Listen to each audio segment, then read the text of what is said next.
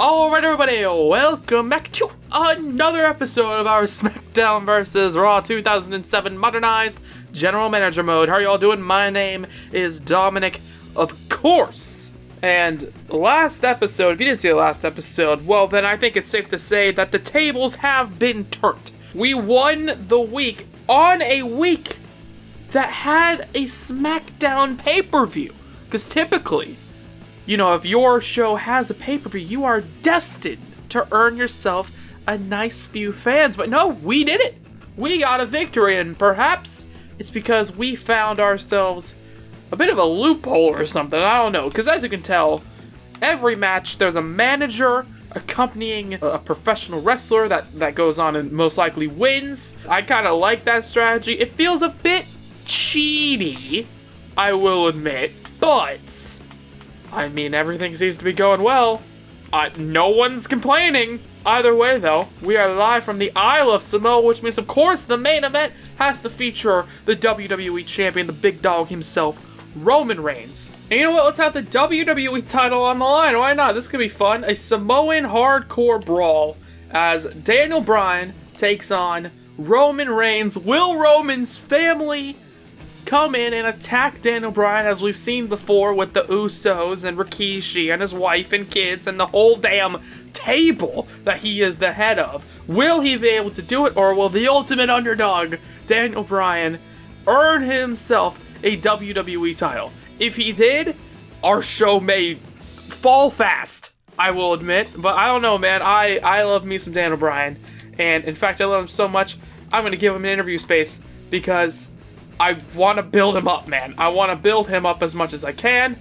I'll even have a title match hype for that show. So if Daniel Bryan does win, then maybe he'll get himself a big-ass boost. Tag with manager versus with manager. Okay? Hear me out. We're going to have Keith Lee.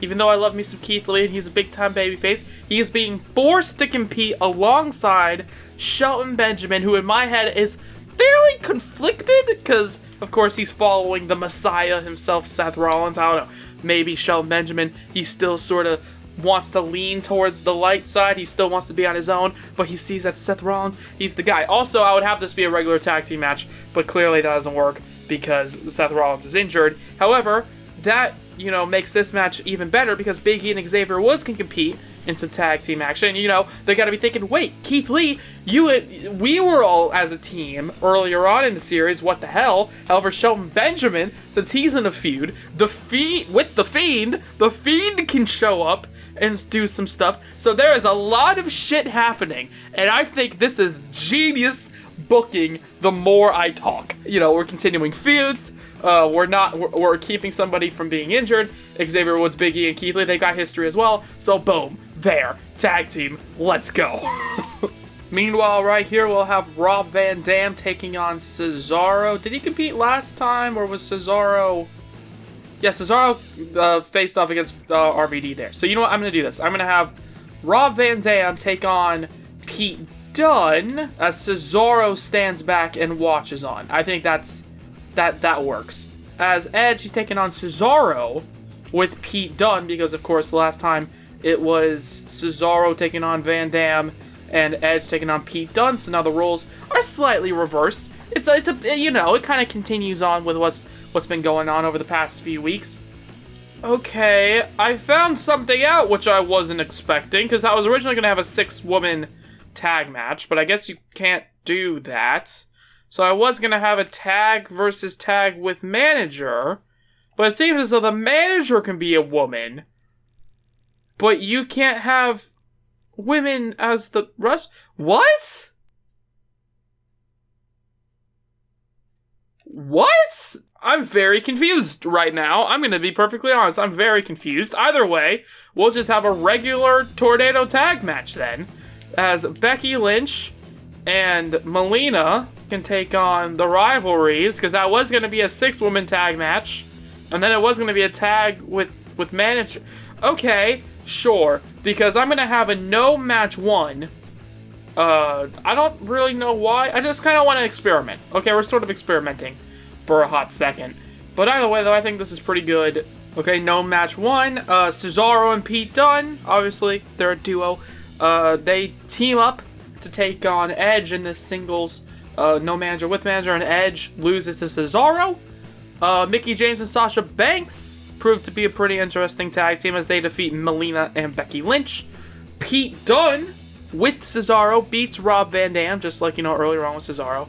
Okay, Cesaro, Pete Dunne cheated on behalf of Cesaro, then, the roles were reversed. Xavier Woods and Big E with The Fiend beats Keith Lee and Shelton Benjamin with Seth Rollins. Of course, Keith and Shelton, they didn't mesh well as a tag team, whereas Xavier Woods and Big E, they're the New Day. Okay, they're a great tag team. They're also the tag team champions. It makes sense.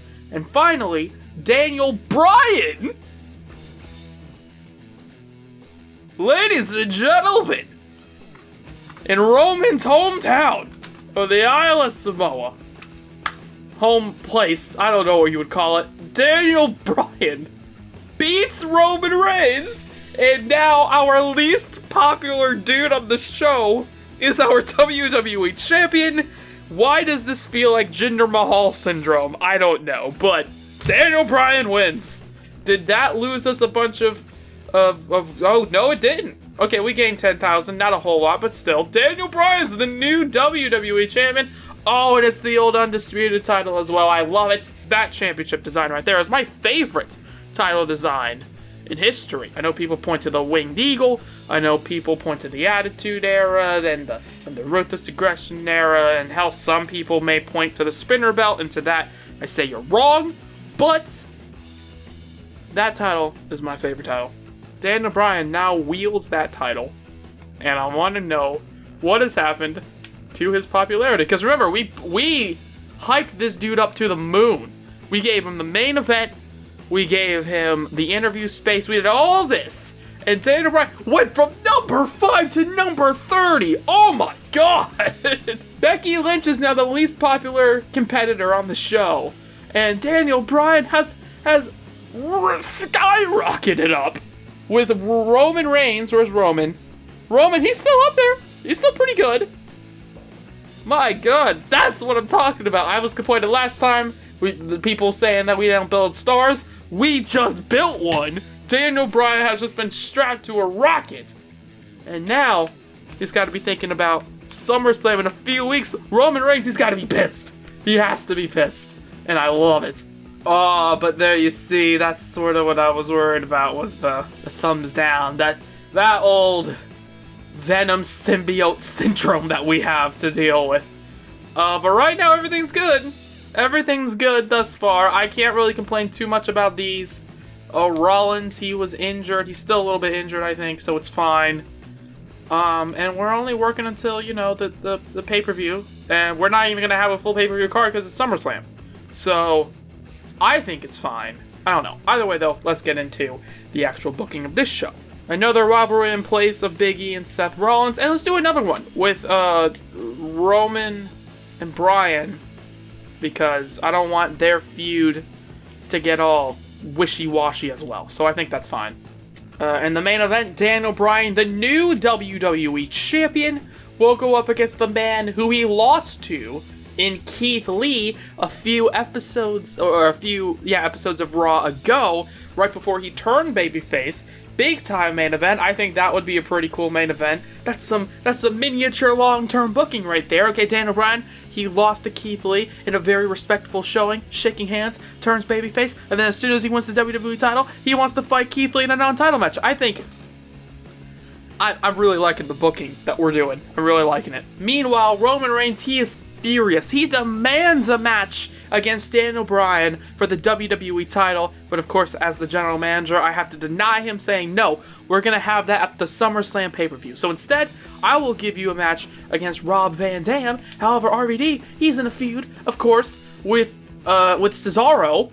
So, that works out. Rob Van Dam, he has to deal with Roman Reigns, but also Cesaro, who's watching on at ringside. I think that works. I think here we'll have a first blood match between Pete Dunne and Edge, who have been sort of, cooking a rivalry lately. I think that should work out. This kind of thing with The Fiend being a manager. I understand that this is probably worn out its welcome, this kind of, thing. You just want to see The Fiend finally fight Shelton Benjamin. But you know what? Too bad. It's my story. So Shelton and Xavier, they're going to fight, and The Fiend is going to do something, because that's just always what happens. The Fiend, he interrupts it with the Firefly Funhouse segment, saying that Shelton Benjamin is a mean old poopy head or something like that. Actually, I'll make that match 1, so that match 3 can have some women's competition, as we have a single no manager with manager situation once again, as Bayley, who is going to be accompanying Sasha Banks. Where are you, big Sasha Banks? There you go. Bayley's just going to be watching on. Sasha takes on Melina. And then we'll have a submission match between, Mickie James, there you go, and Becky Lynch, who are still in a rivalry. Actually, I'm going to boost this up so that they can have a bit more of a showcase spot, you could say. I will admit that I don't think we're going to win this week. I'm not 100% confident in this show, but you know what? You never know what can happen in the WWE. As Xavier Woods, of course, with The Fiend, beats Shelton Benjamin after The Fiend distracts him like he is one to constantly do. Roman Reigns, of course, he's pissed off. He takes out all of his frustration, all of his anger, building into the next show, beating Rob Van Dam, the Intercontinental Champion. Sasha Banks with Bayley beats Melina.